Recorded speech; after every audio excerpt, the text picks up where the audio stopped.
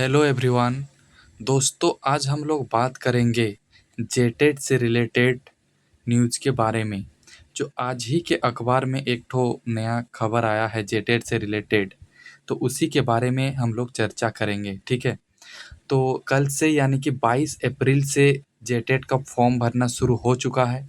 हालांकि ये 21 अप्रैल से ही भरना था, लेकिन कुछ टेक्निकल इशू के चलते कल से फॉर्म भरना मतलब जैक ने आवेदन लेना शुरू कर दिया है। ठीक है। तो मुद्दा ये है कि कैबिनेट ने तो इस नियमावली को रद्द कर दिया है, मतलब स्थगित करके रखा है। फिर भी आवेदन क्यों ले रहा है सरकार, यही मेन मुद्दा है। फिर भी मतलब आवेदन का प्रक्रिया शुरू क्यों किया है, यही सवाल है। तो आइए विस्तार पूर्वक से चर्चा करते हैं कि आगे आने वाले समय में क्या इस नियमावली में जो भाषा के चलते कुछ और प्रॉब्लम देखने को मिल सकता है। तो आइए विस्तार पूर्वक चर्चा करते हैं। ठीक है। तो 22 नंबर में देखेंगे हम लोग पहले कि 22 अप्रैल से आवेदन शुरू हो चुका है। ठीक है। आप लोग फॉर्म भरना शुरू कर दीजिए, वो अंतिम डेट के चक्कर में मत रहिए, पहले ही फॉर्म भर दीजिए। ठीक है। हालांकि डेट 22 अप्रैल से 22 मई तक या 21 मई तक फॉर्म भरने का डेट है। हालांकि डेट एक्सटेंड भी हो सकता है। और सेकंड नंबर में है इसी के जो अनुरूप 2011-12 में भी परीक्षा को ही रद्द कर दिया था। ठीक है। तो इसी के अनुरूप यानी कि इसी की तरह 2011-12 में भी जो जेटेट का नियमावली बना था, उसको कैबिनेट से स्वीकृति नहीं मिला था और फॉर्म भरना शुरू करा दिया गया था। इसी के चलते जो सुप्रीम कोर्ट था, सुप्रीम कोर्ट ने पूरा परीक्षा को ही रद्द कर दिया था। फिर ठीक है, फिर बाद में उसका आयोजित किया गया था।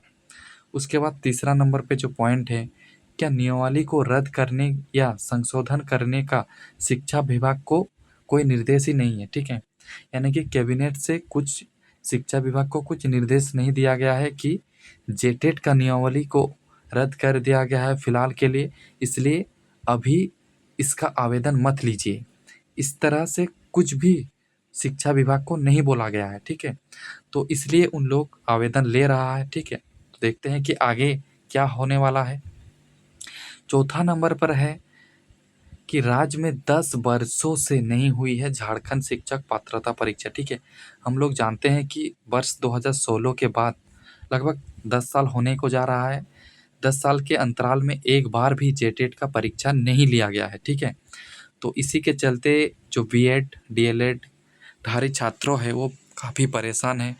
फिर भी सरकार की आप लोग मंशा देख सकते हैं कि जेटेट के परीक्षा के लिए वे लोग किस प्रकार से छात्रों के साथ खिलवाड़ करते जा रहे हैं। ठीक है। अभी तक पूरी क्लैरिटी के साथ नियमावली तक नहीं बनाया गया है। ठीक है। ऐसा सिचुएशन कर दिया है कि एग्ज़ाम को ही ना कैंसिल करना पड़े। ठीक है। क्या बोलेंगे हमारे झारखंड सरकार को, आवेदन प्रक्रिया इधर शुरू कर दिया है और उधर कैबिनेट से ही पारित नहीं करा पाया है नियमावली को। और हमारे कैबिनेट में जो जो मिनिस्टर बैठे हैं उन लोगों को भी क्या बोलेंगे, कभी भी झारखंड के छात्रों के लिए आवाज़ तो नहीं उठाते हैं, पर जब बारी उन लोगों के नियमावली सपोर्ट करने की बात आती है तो उन लोग सपोर्ट भी नहीं कर पाते हैं। ठीक है। तो क्या बोलेंगे, इस नियमावली को रद्द ना कर दिया जाए, नहीं तो पूरा एग्ज़ाम ही और 1-2 साल के लिए उधर एक्सटेंड हो सकता है। इन लोगों को पहले कैबिनेट से पूरी सहमति के साथ नियमावली को पारित करा लेना चाहिए था। उसके बाद ही जैक को जेटेट का नियमावली भेजना चाहिए था, ताकि उसके अनुरूप ही जैक आवेदन प्रक्रिया लेने में सक्षम हो सके। ठीक है।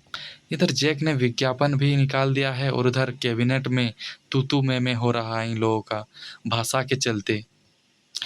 ये भाषा विवाद जो कब सुलझेगा झारखंड में, और भोजपुरी मगही अंगिका भाषा, इन तीनों भाषा के चलते आज नियमावली आर या पार होने के कगार पर खड़ा है।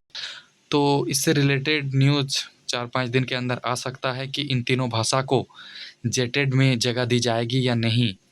तो यही था आज के मुख्य खबर, इसी तरह जेटेट से रिलेटेड और इन्फॉर्मेशन वीडियो देखने के लिए मेरे चैनल को ज़रूर सब्सक्राइब करें। मिलते हैं अगले वीडियो में।